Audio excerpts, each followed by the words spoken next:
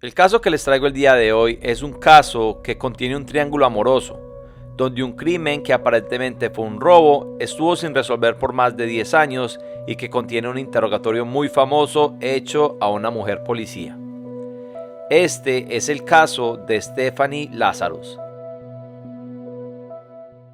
Esta historia comienza con un hombre llamado John Rutten, nacido en 1959 y el cual atendió la Universidad de California en 1978 estudiando ingeniería mecánica. Durante el transcurso de la universidad, John iba a conocer a una mujer llamada Stephanie Lazarus, la cual estaba estudiando ciencias políticas en la misma universidad. Los dos iban a empezar a salir, sin embargo, nunca tuvieron nada oficial. Era más como una relación de amigos con beneficios. En ese entonces, Stephanie iba a empezar a mostrar cómo era ella y su obsesión hacia John, donde en algunas ocasiones lo fotografiaba desnudo mientras él dormía. Al final, los dos iban a graduar. John conseguiría trabajo para una compañía de discos duros, mientras que Stephanie se iba a unir a la policía de Los Ángeles, obteniendo su chapa en 1983. En 1984, John iba a conocer a una mujer llamada Sherry Rasmussen, una directora de enfermería del Centro Médico de Glendale que se encargaba de entrenar a las enfermeras y darles clases. Las cosas iban bastante serio entre estos dos, sin embargo, Stephanie no se había podido olvidar de John, sabiendo incluso que había dejado de salir hacía 2 años atrás. En 1984, Stephanie le hizo una fiesta sorpresa a John. Era su cumpleaños número 25, donde ella no se imaginaba que él estaba en una relación tan seria con Sherry. Y ese día es cuando ella se iba a dar cuenta. Incluso le escribió a la madre de John contándole lo destrozada que estaba por esa noticia. Al año siguiente, Stephanie seguía en contacto con John, al punto de que ella fue directamente al apartamento donde él vivía, supuestamente para verse y tener sexo por última vez.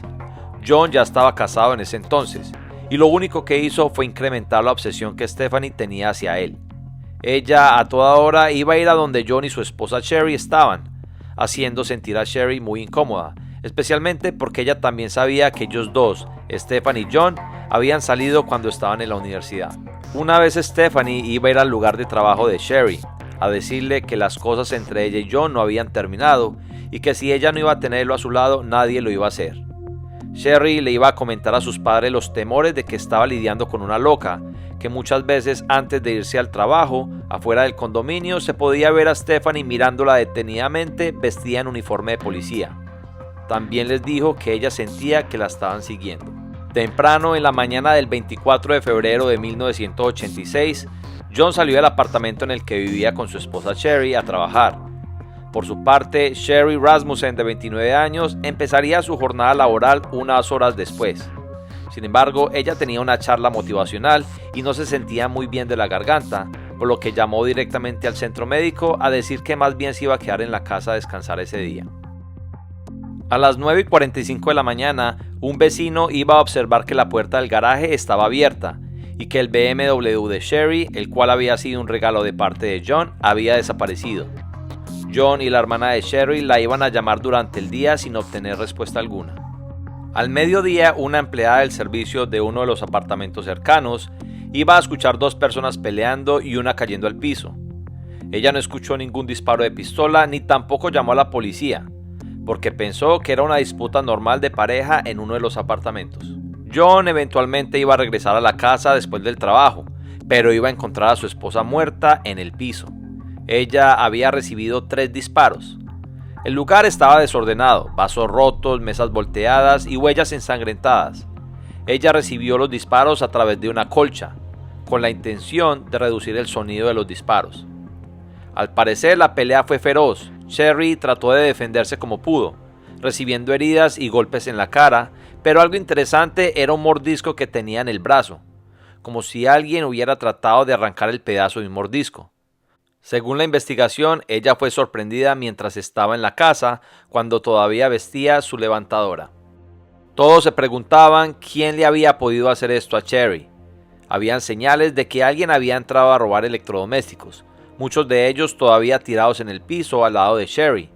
Al parecer, ellos fueron sorprendidos por ella mientras robaban, forzándolos a matarla y luego emprender la huida en el carro de Sherry. Sin embargo, no se alcanzaron a robar mucho. Las joyas y los relojes todavía estaban en los cajones, y el carro, el BMW plateado, fue encontrado a 2 millas de la casa 10 días después del asesinato. Algo bastante curioso que se había perdido era el certificado de matrimonio entre Sherry y John. Presuntamente estaba entre las cosas robadas. Los investigadores lo primero que hicieron fue ponerle un ojo a John, pero fue descartado rápidamente ya que tenía una coartada en el lugar de trabajo. Asimismo, él al poco tiempo se mudó del lugar. En esta área se presentaban robos comúnmente. Unos días después del crimen, unos ladrones iban a robar a una mujer apuntándole con una pistola. 2 meses después del asesinato, los mismos ladrones iban a someter a una mujer apuntándole con una pistola cuando ella entró a su casa donde ellos estaban robando. Estos 2 sospechosos estaban siendo buscados y fueron descritos como latinos. Así que ellos se convirtieron en los principales sospechosos en la muerte de Sherry, especialmente porque tenían la pistola con el mismo calibre del arma con el que habían asesinado a Sherry, pero ellos nunca fueron encontrados. Por otra parte, los padres de Sherry tenían muchas dudas acerca de cómo la investigación fue manejada, esencialmente porque su hija, antes de ser asesinada, había mencionado a una tal Stephanie Lazarus que la estaba persiguiendo e intimidando. Los detectives tomaron nota de esto, e incluso uno de ellos había mencionado el mordisco en el brazo de Sherry, que era más probable haber sido hecho de parte de una mujer que de un hombre. Sin embargo, Stephanie como sospechosa fue descartada rápidamente, dejando la teoría del robo como la causa oficial del asesinato.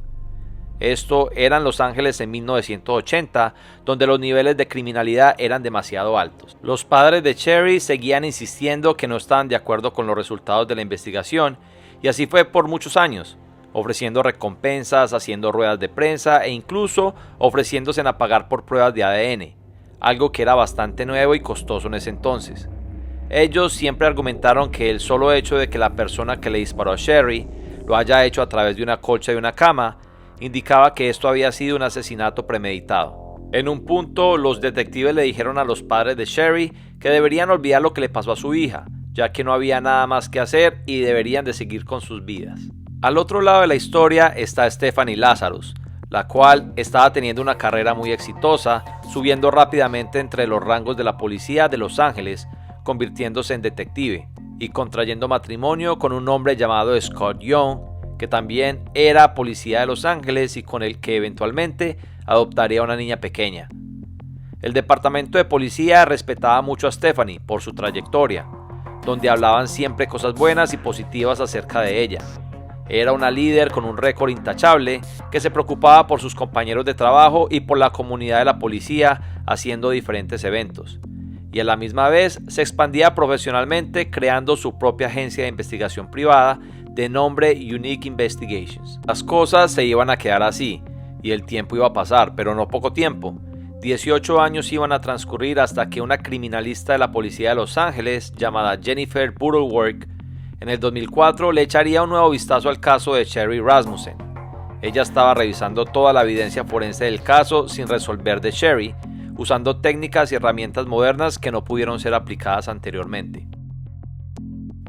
Usando la evidencia forense encontrada en la escena del crimen, Jennifer descubrió la saliva del sospechoso, la cual después de su análisis se declaró que era de una mujer desconocida. Jennifer siguió investigando más profundamente y se encontró los reportes de los padres de Sherry cuando ellos declararon que alguien, una mujer, había estado acosando a Sherry e intimidándola no mucho tiempo antes de su muerte. Jennifer rápidamente iba a atar los cabos, preguntándole a los investigadores si alguno de ellos había echado un vistazo a esta mujer que había estado acechando a Sherry. Los detectives le respondieron a Jennifer que esa mujer era Stephanie Lazarus, pero que todo se había descartado debido a que el crimen y sus pruebas demostraban que había sido un robo que salió mal. Todo iba a quedar así de nuevo, hasta que en el 2009, 23 años después de que el crimen de Sherry Rasmussen sucedió, 2 detectives le iban a echar otro vistazo a este caso sin resolver. Sus nombres eran Jim Nuttall y Pete Barban, los cuales empezaron a investigar desde el principio, analizando la teoría del robo y determinando que había sido una escena fabricada. Aparte de que ya tenían la evidencia de que había sido una mujer la sospechosa, otra vez iba a llegar el nombre de Stephanie Lazarus como sospechosa principal. Para este entonces, Stephanie solamente estaba trabajando con casos de robo de arte, investigaciones de alta clase que seguían arte robada o de contrabando. Todas las demás sospechosas, mujeres que hayan tenido confrontaciones con Sherry en el pasado, fueron eliminadas de la lista de sospechosos, debido al análisis de su ADN, quedando solamente Stephanie como única sospechosa. Sin embargo, ella era una policía, que incluso tenía la oficina de su esposo en la misma sala donde estaba la oficina de los detectives que la estaban investigando. Así que las cosas tenían que manejarse con cautela.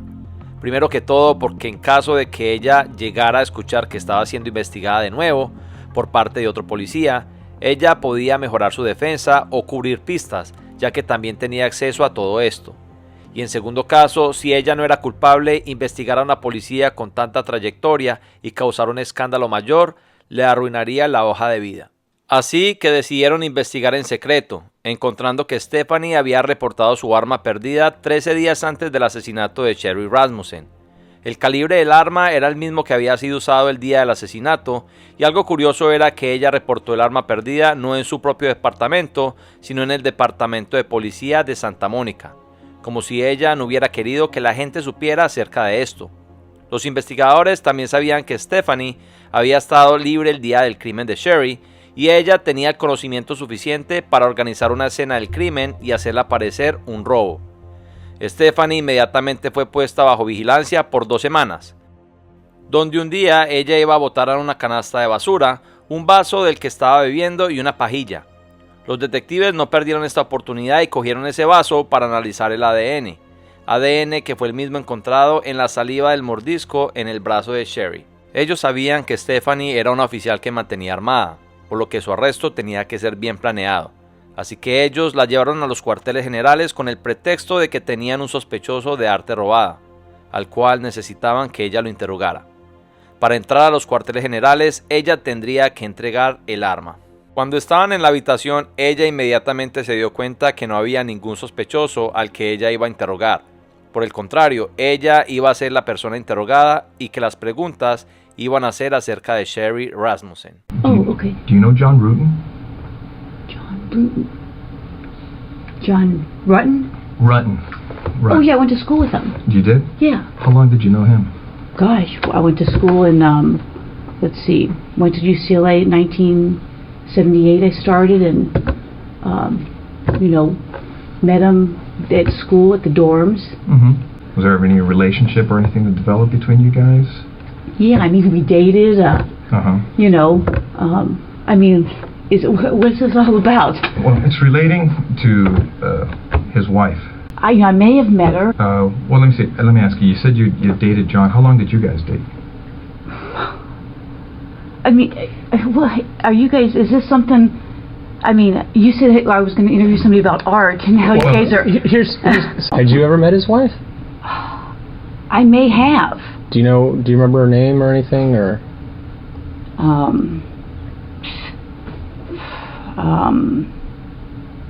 Or what she did for a living, or where she worked, or anything about her? Well, I think I'm going to say that I think she was a nurse. Well, do you know what happened to his wife? Yeah, I know she got killed.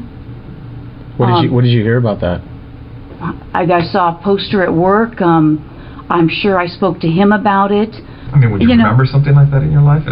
Well, I would think, but... Sort of drama involving, the other woman type of thing? Did you ever fight with her? You mean like we fought? Yeah. Did you ever duke it out with her? No, I don't think so. I mean... You'd remember that, right? That would be pretty... Yeah, I would think so. I mean, specific. Yeah, like I said, I mean, dramatic. Obviously, it just doesn't sound familiar. I mean, what are they saying? So I fought with her. So now I'm getting the jump, the leap. Excuse me, I haven't eaten. They're saying, okay, I fought with her, so I must have killed her. I mean, come on. I mean, that's. You're right. I mean, if you guys are claiming that I'm a suspect, then I got a problem with that. Okay. Okay, so. If you're doing this as an interrogation, you're saying, hey, I'm a suspect. Well, now I got a problem with, now you're accusing me of this. Because I know how this stuff works, okay? Don't get me wrong. You're right. I have been doing this a long time. Yeah. And I wish I had been recording this because now it sounds like, there's, you're telling these people saying I'm fighting with her, and now it sounds like you're trying to, I've been doing this a long time. Yeah. We know. Okay?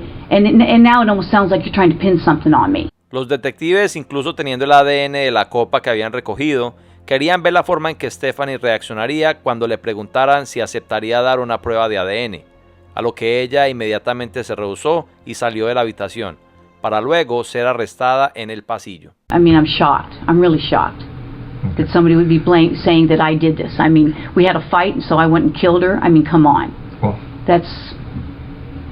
okay. All right. Well, thanks for giving me the courtesy. I wish I tape recorded it. Thanks for your time. Yeah, thank you. All right, Stephanie, take care. All right. Absolutely crazy. Have a seat, Stephanie. This is insane. Okay.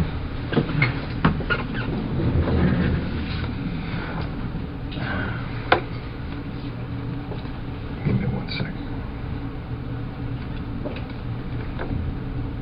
Okay. Stephanie, you know you have the right to remain silent. Do you understand? Yes, Anything you say may be used against you in court. Do you understand? yes, You have the right to the presence of an attorney before and during any questioning. Do you understand? yes.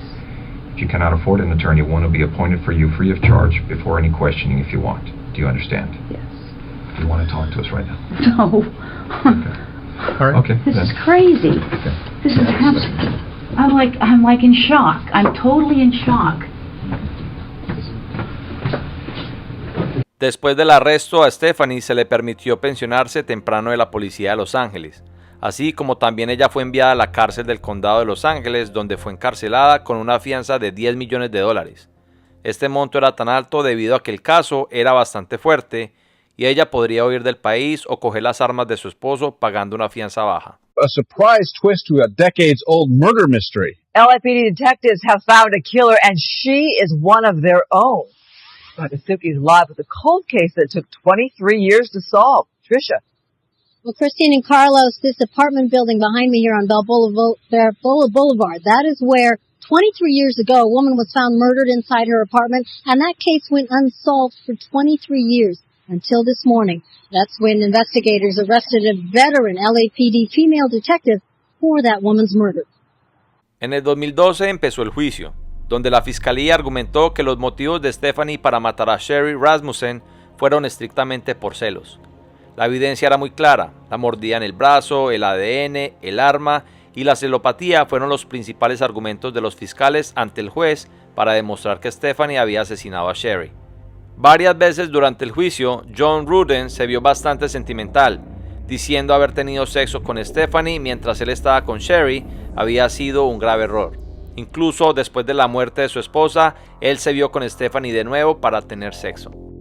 La defensa iba a argumentar que las pruebas ya estaban muy viejas y que probablemente estropeadas ya que había pasado mucho tiempo, y que la policía nunca había identificado a Stephanie como sospechosa, incluso cuando los padres de Sherry la habían reportado.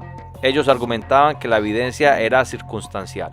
La fiscalía declaró durante el juicio que Stephanie había utilizado para mal su entrenamiento como policía, para cometer algo tan terrible como un asesinato, y después disfrazar la escena del crimen como un robo. Stephanie traicionó la confianza que el Departamento de Policía de Los Ángeles había puesto sobre ella. Stephanie Lazarus, de 52 años, fue declarada culpable de asesinato en primer grado y sentenciada a 27 años de cárcel con posibilidad de libertad condicional en el 2034. People of the State of California versus Stephanie Eileen Lazarus. Case number BA 357423.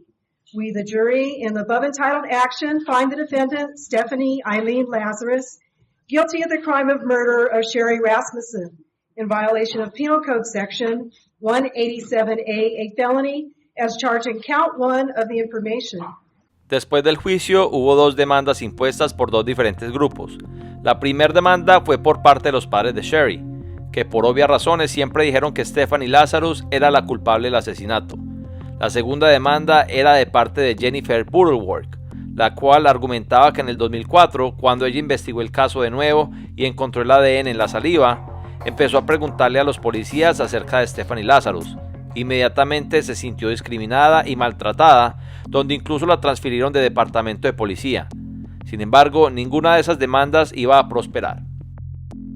También iba a salir a la luz que durante la investigación se dieron cuenta que al parecer Stephanie siempre tuvo acceso al caso, donde mucha evidencia desapareció, evidencia que podría haber sido usada contra ella, pero no fue encontrada. Efectivamente, Stephanie pudo manipular los archivos del caso de Sherry porque tenía acceso a ellos. Como pudimos ver, este caso nos muestra el dolor de un padre y una madre, al ver la ineficacia de la policía que nunca quiso investigar más profundamente a alguien de su propio departamento. Solo 23 años después fue que se pudo obtener justicia. Algo que realmente me gustó ver en este caso es la cara de Stephanie cuando estaba entre la espada y la pared durante el interrogatorio.